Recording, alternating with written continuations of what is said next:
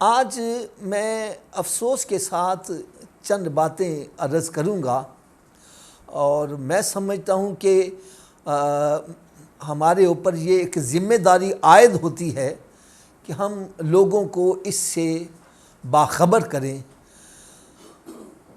آج کچھ ہو اس طرح رہا ہے کہ قربانی کرنی ہے تو کس لیے کر رہا ہے۔ مثال کے طور پر میں پوچھتا ہوں، بھائی آپ قربانی کر رہے ہو؟ او حافظ جی کرنی تو ہے نہیں سی، لیکن بچے پیچھے پڑ گئے، پھر بچوں کو راضی کرنے کے لیے مجھے جانور خریدنا ہی پڑا۔ تو اب بچے راضی ہوں گے، رب راضی نہیں ہوگا۔ میں یہ آپ کو بالکل عوام الناس کی بات بتلا رہا ہوں۔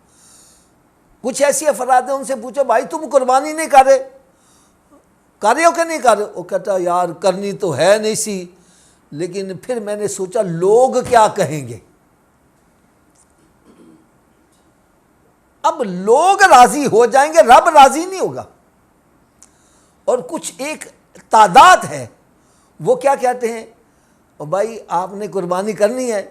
وہ کہتا ہے یار کرنی تو نہیں سی، پھر میں نے سوچا عید والے دن کہاں منہ اٹھا کے دیکھیں گے، کہاں سے گوشت آ رہا ہے، تو یار چلو قربانی کر لیتے ہیں، گوشت تو مل جائے گا نا۔ تو اب قربانی کر رہا ہے گوشت کے حصول کے لیے، وہ قربانی نہیں ہوگی۔ بلکہ ایک میں بڑی کڑوی سی بات بتلا دوں، گائے کے اندر 7 حصے ہیں، ٹھیک ہے نا، اونٹ کے اندر بھی 7 حصے ہیں۔ اگر ایک حصے دار بھی اس کی نیت گوشت والی ہو تو پھر کسی کی بھی قربانی نہیں ہوگی۔